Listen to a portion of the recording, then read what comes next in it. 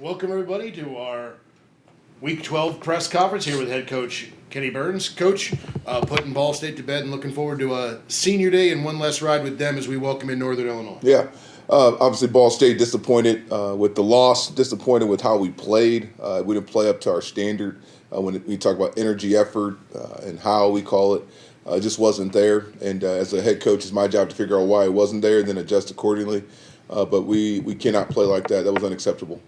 In this program, it's never okay to lose, obviously, but then also to lose the way we did was not acceptable at all. And the players know that.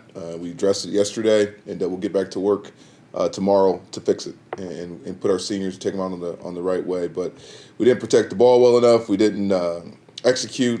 We didn't, again, play to our standard at all. And coaches are working diligently to address that and to fix it. And as a head coach, I'm doing the exact same thing.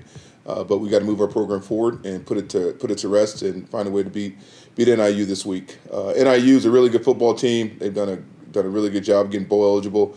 Know Coach Hammock a little bit. Met him, got a lot of the same circle. He played with my old boss, PJ Fleck, at Northern Illinois. So I know how he's running his program. I admire it. I think he's doing a great job, and a lot of things that he's building his program on, we're attempting to build ours here on the same thing. But I got a lot of respect for him and how his guys play. And when you look at their team, it's led by their quarterback, Rocky. I actually recruited Rocky when I was at Western Michigan. Phenomenal player, great family, a guy who stands for all the right things, and so does his family. You see that with how he plays aggressive, plays hard. Is definitely the leader of the football team and does a great job there. They also have a really good running back who does a great job as well, getting vertical and running behind his pads. And you can see Thomas's kind of impression on that whole room. How they run the ball and how they want to run the ball, establish the run. Being a former running back coach, I can see what he's attempting to do there for sure. And then defensively, they play hard, they play physical, they play fast.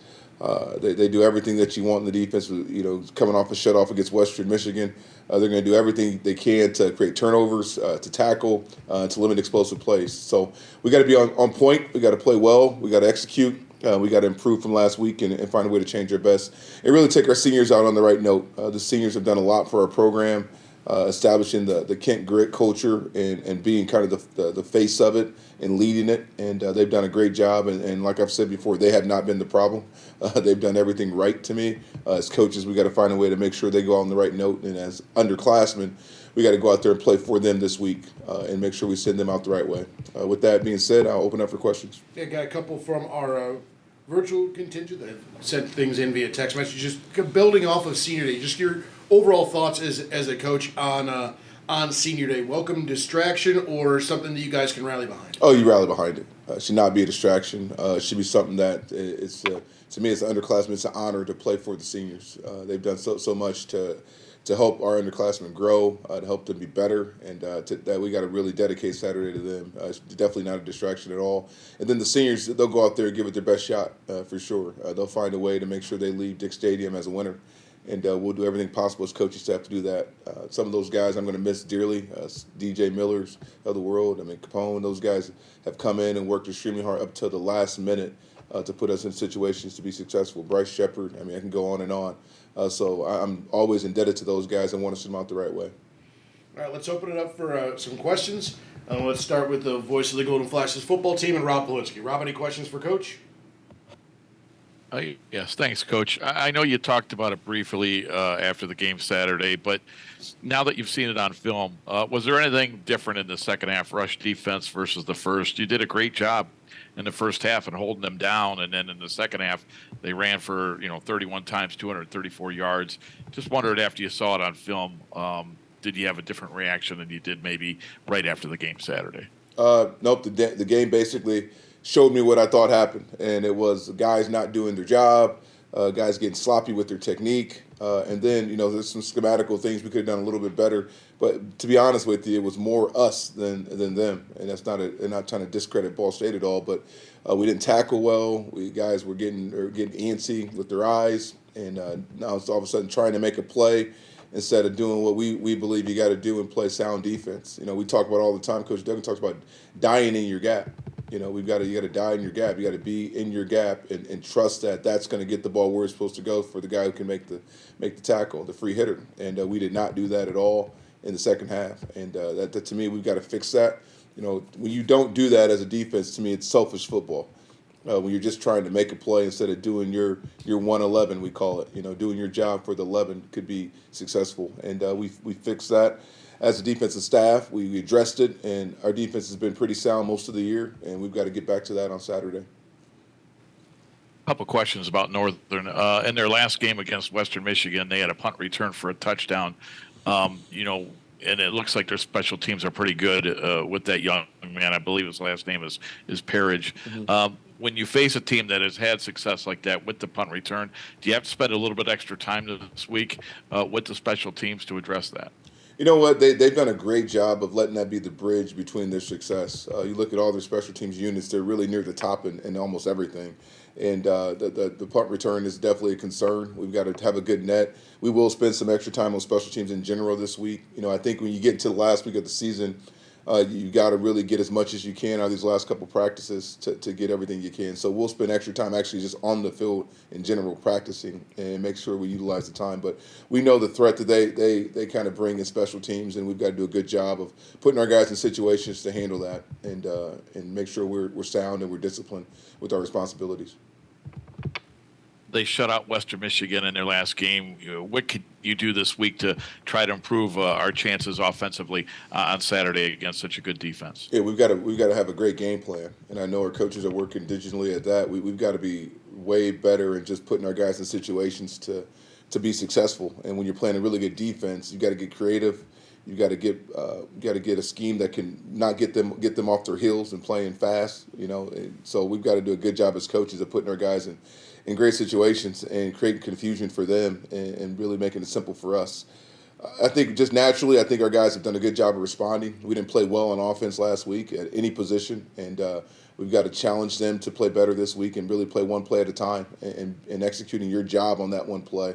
But they're a really good defense, and they play hard, they play aggressive, and like I said, they did a good job against Western Michigan. And our coaches, we got a great task. And like I told our team, like we're talented enough to beat anybody, but we're also talented enough to lose to anybody, and that's been clear all year. So we've got to do a good job of just doing what we do well and executing our alignment assignment. My last one for you, Coach. With Tommy getting knocked out of the game Saturday and Alimo not available, can you just kind of give us a health update and how do you go about, trying to divvy up the reps this week in practice, for Saturday? Yeah, it's next guy up. That's not going to change at any position. Like everybody wants an opportunity. I always say everybody wants an opportunity until they get an opportunity. You got an opportunity to go out there and perform. You got to be prepared. You got to be ready. I believe that the rest of the quarterbacks in the room are all talented. They can go out there and play. They have ability. It might be different than Tommy's or Mike's. But they have ability, and as coaches, we got to put them in a position to make plays. And we'll see how Tommy is up to game time if he can come back and play. We'll see where Mike is too. Mike might be available, but then if it's Devin, Devin's got to take advantage of the opportunity. He's won games here before. He's a good enough quarterback, and we believe in him. And he's got to go out there and just do it now. Thank you, Coach. Yep, thank you. Let's take the short trip across the booth to Tom Evans. And Tom, any questions for Coach? Coach, I just went on that same line with, we talked a little bit after the game that Devin brings a different skill set to the table. Do you focus a little bit more on that skill set this week?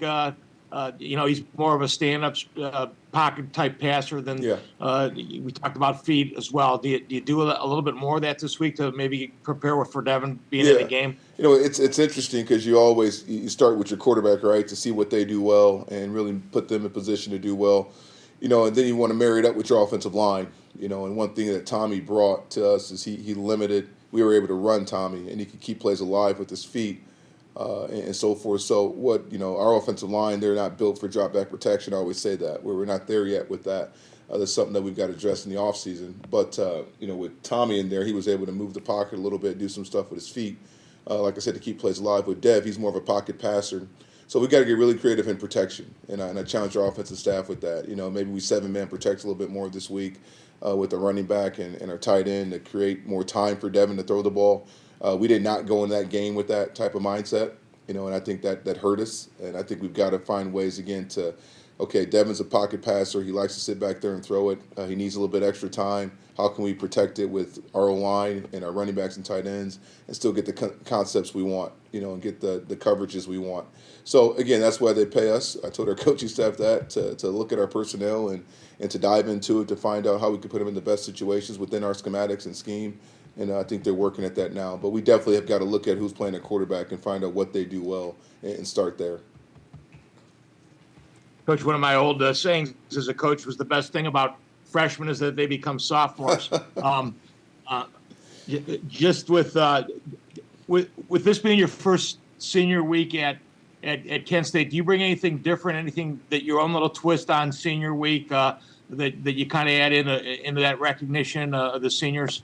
We'll do some stuff at practice, at the last practice. That's kind of more kind of intimate with our football team for those guys. And the night before the game, we'll do some stuff that again, is more intimate with our football team and the guys that are in the locker room. And then senior day, we'll recognize them and their families, obviously, to give them that last kind of last goodbye at Dick Stadium. And then at the end of the year, we have a banquet, which is basically dedicated to them as well. But I don't want this group to be unnoticed. I do believe, as you know, that we're going to win a lot of games here and play championship caliber football. I'm convinced of that more than ever with the roster we have returning and everybody coming back. But I know this much: the seniors have laid a phenomenal foundation on how we do things, how we respond, how we go to work, how hard we play, and I owe them everything for that.